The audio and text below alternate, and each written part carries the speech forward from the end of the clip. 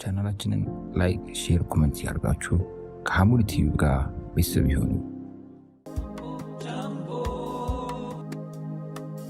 ሰላም የሐሙድ ቲቪ ቤተሰቦች፣ ዛሬ የምንገኘው ጃምቦ ሪል ስቴት ሄድ ኦፊስ ውስጥ ነው።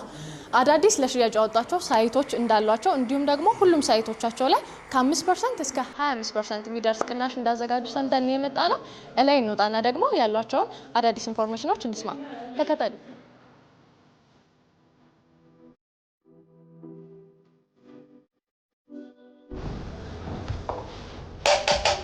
እንኳን ደህና መጣሽ። እንኳን ደህና ቆየኝ።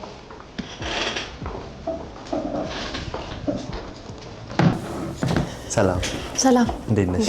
ሁሉ መልካም? ሁሉ መልካም። ዛሬ እንግዲህ እናንተ ቢሮ የተገኘንበት ምክንያቱ ምንድነው? አዳዲስ ያወጣችኋቸውን ሳይቶች በማስመልከት ከዛ ውጪ ደግሞ ሁሉም ሳይቶቻችሁ ላይ ቅናሽ እንዳደረጋችሁ ሰምተን ነው። ከነሱ በፊት ግን ጃምቦ ሪል ስቴትን የማያውቀው ደንበኛ አይኖርም ብዬ አስባለሁ። ግን ለኛ ቤተሰቦች ለማሳወቅ ያክል ጃምቦ ሪል ስቴት ማን ነው የሚለውን ባጭሩ ብትነግረን። ኦኬ፣ መልካም። እንግዲህ በቅድሚያ በድጋሚ እንኳን ደህና መጣሽ። ከዛ በመቀጠል እንግዲህ ስለ ሪል ስቴታችን ልጠይቂ ስለመጣሽ ደስ ብሎናል። ጃምቦ በኮንስትራክሽን ዘርፍ ነው ስራውን የጀመረው። ከኮንስትራክሽን ዘርፍ ጀምሮ ወደ ሪል ስቴቱ ሲገባ አጠቃላይ በስራው ኢንዱስትሪ ወደ 28 ዓመታትን ቆይቷል። በእነዚህ 28 ዓመታት በኢትዮጵያና በደቡብ ሱዳን ከ100 በላይ ፕሮጀክቶችን ዴሊቨር አድርጓል።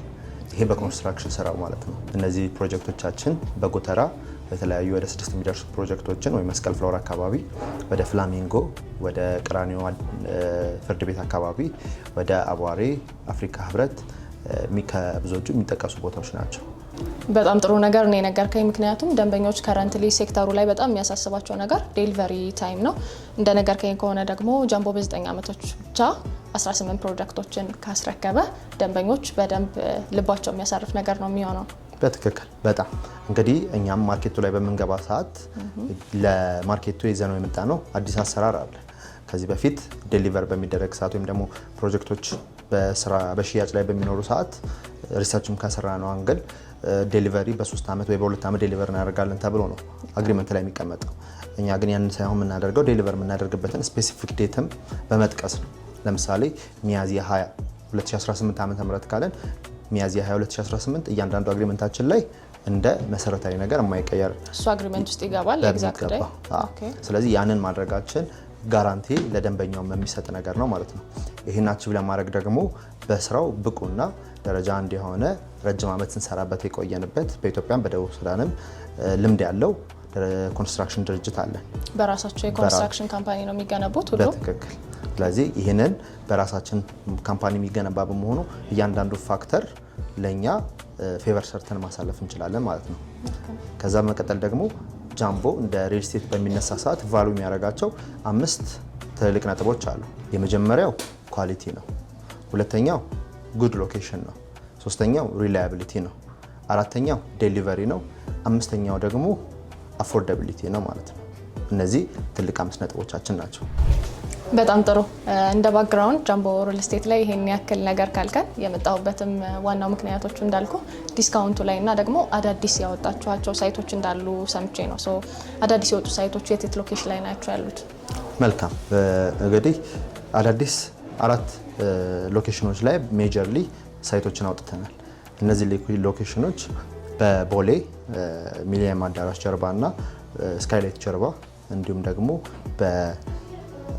ግሎባል 7ኛ ፕሮጀክታችን እንዲሁም ደግሞ ግዙፍ ፕሮጀክታችን ላይ የቫቲካን አባድር መስጊድ ጀርባ አዳዲስ ሳይቶቻችን ሪሊዝ አድርገናል።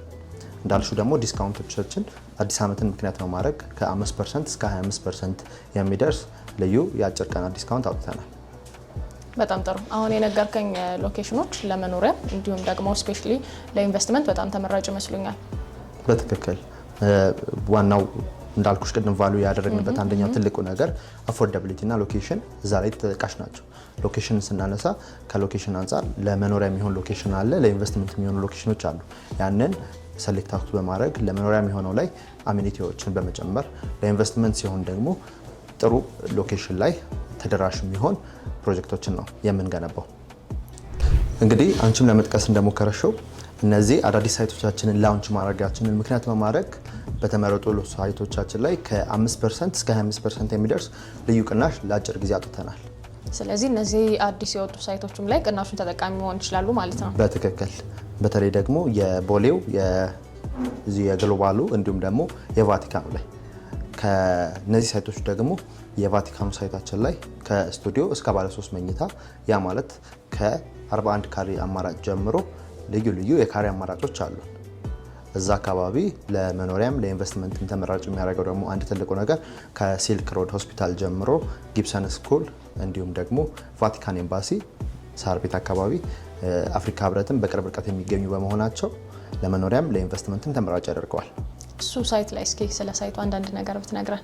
መልካም እንግዲህ እዚህ የቫቲካን ሳይታችን ላይ የመኖሪያ ፍላጎትን እንዲሁም ደግሞ ለኢንቨስትመንት ሰው ሞር ተመራጭ እንዲያደርገው ከማሰብ የቤዝመንት ፓርኪንግ ስፔስ ተደራሽ ለማድረግ ወደ 7 ፍሎሮችን ለፓርኪንግ አገልግሎት ፕሮቫይድ እናደርጋለን። እነዚህ 7 ፍሎሮች 5 ቤዝመንት ግራውንድ ፕላስ ፈርስት ፍሎሩን ማለት ነው። አዲስ ደግሞ አሁን ዲዛይን እያጸደቅ ነው ያለ አለ ያ በሲልክ ሮድ በኩል ቀጥታ ወደ 5th ቤዝመንት የሚገባ ሮድ ይኖራል ማለት ነው እንደ ብሪጅ። ያ ማለት ተጨማሪ ትራፊክ ሊቀንስልን የሚችል ኢንትራንስ አክሰስ ይኖረናል ማለት ነው። የነገርከኝ ሙሉ ነገሩ ሳይቱን በደንብ ለኢንቨስትመንት ተመራጭ ያደርገዋል። ሮድ አክሰስ መኖሩ፣ በአካባቢው ፋሲሊቲ መኖራቸው which is በጣም ናይስ። ግን ይህን ሁሉ ካነሳን አይቀር ቅድም ዴሊቨሪ ላይ ምንም ጥያቄ እንደማይኖርብን ልባችን እንደሚያርፍ ተስማምተናል።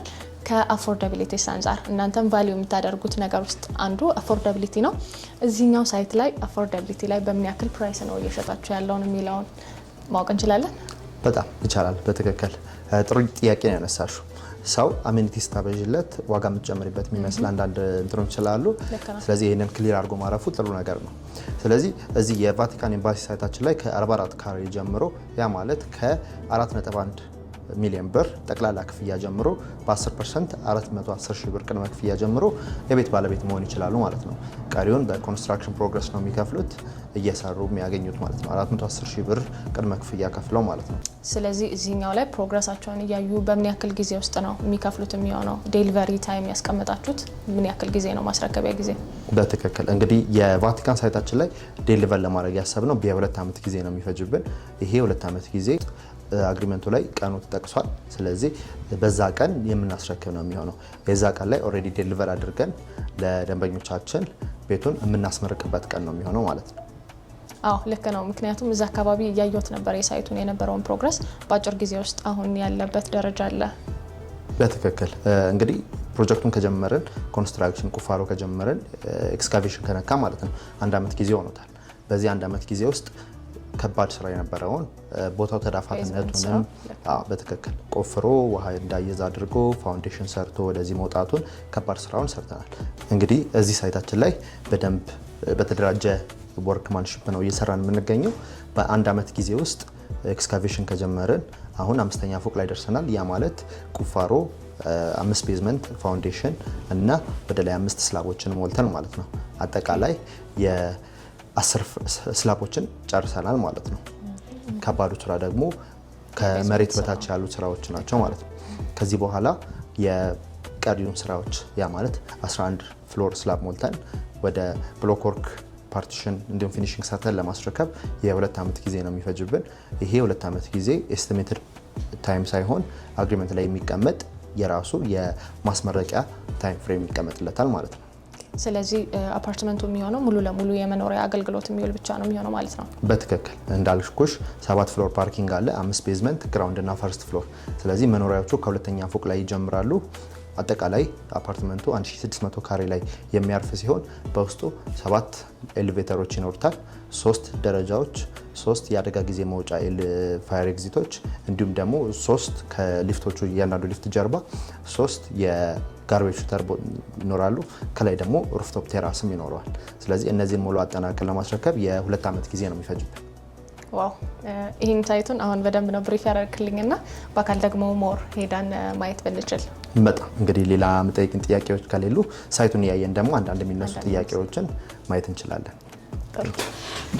ከጃምቦ ሪል ስቴት በጣም ያስገረመኝ ነገር ይህ የምታዩት ሰርተፍኬት ከነዋሪዎቻቸው የተሰጣቸው የምስጋና ሰርተፍኬት ነው። በዚህ ደግሞ የመጀመሪያው ሪል ስቴት ይመስለኛል። አሁን የምንገኘው ከጃምቦ ሪል ስቴቶች ያለቁ ሳይቶች መካከል አንዱ በሆነው አፍሪካ ህብረት ቁጥር 2 ሳይቱ ላይ ነው የምንገኘው። አጠቃላይ 2 የመኪና ማቆሚያ ቤዝመንት ያለው እንዲሁም ተጨማሪ ግራውንዱም የመኪና ማቆሚያ ቤዝመንት ነው የሚሆነው። ወደ ላይ ደግሞ ግራውንድ ፕላስ 12 የሆነ ሙሉ ለሙሉ የመኖሪያ አፓርትመንት ነው። እንደምታዩት ከዋናው አስፋልት ትንሽ ገባ ያለ ነው። ለመኖሪያ እጅግ አሪፍ የሆነ ሳይት ነው። ወደ ውስጥ ገብተን ደግሞ እንየው።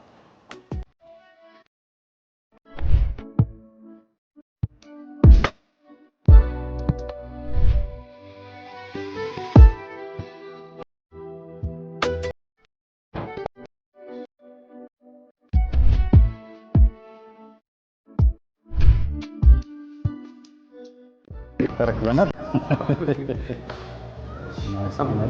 ሚያዝያ 30 ነበር የሚለው በክፍሉ ካስታወሳችሁ፣ ሚያዝያ 30 2016 ነው የሚለው።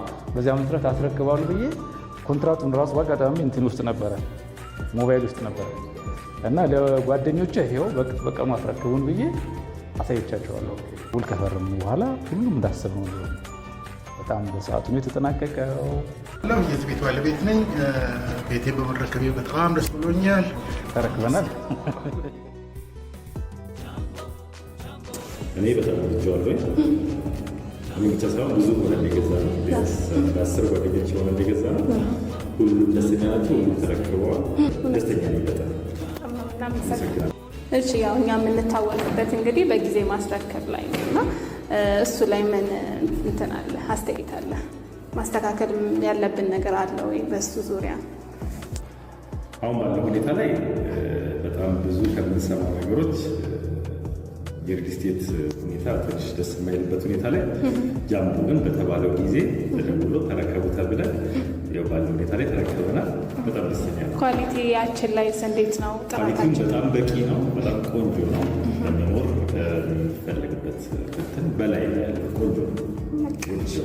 እሺ እኛም ደንበኛችን ቤተሰባችን ስለሆንክ በጃምቦ ስም በጣም ነው በጣም አመሰግናለሁ።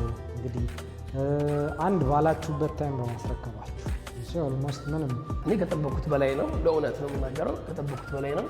በዛ ላይ ደግሞ በተባለው ሰዓት ማንም የሚያስረክብ የለም። ከዚህ በፊት የሌላ ቦታ ልምድ አለኝ፣ እዚህ ግን ይለያል። የገባሁትም በቤተሰብ ስለሆነ ከዚህ በፊት እንደ ቤተሰብ የተረከበ ሰው አለ እና ያ ሰውን ያስገባኝ ግን ካሰብኩትና ከገመትኩት በላይ ነው። በጣም ቆንጆ በተባለው ጊዜ በፊት ተዘጋጅቶ ነው ያገኘሁት እና ያየሁትም ቤት እንደዚህ ያልጠበቅኩም ነበር። በጣም ከጠበቅኩት በላይ የተሰራ ነው። እንደምታየው ደግሞ ኮሪደሩ ሰፊ ነው። ኤቭሪቲንግ በጣም ጥሩ ነው። ፓርኪንግ ታች አለን፣ ቤዝመንት ላይ ጥራቱ በጣም ጥሩ ነው እና ደግሞ መጥተው ያዩ ሰዎች ሁሉ በጣም ያደንቁታል። የሚገርም አሁን ሌላ ሪል ስቴት ቤት ያላቸው ሰዎች ራሳቸው ይሄን መጥተው ሲያዩ በጣም ነው ፋሲኔት እና በጣም ደስ ብሎናል። ደስተኞች ነን። በጣም ጥሩ ነው። በዚህ ቀጥሉ።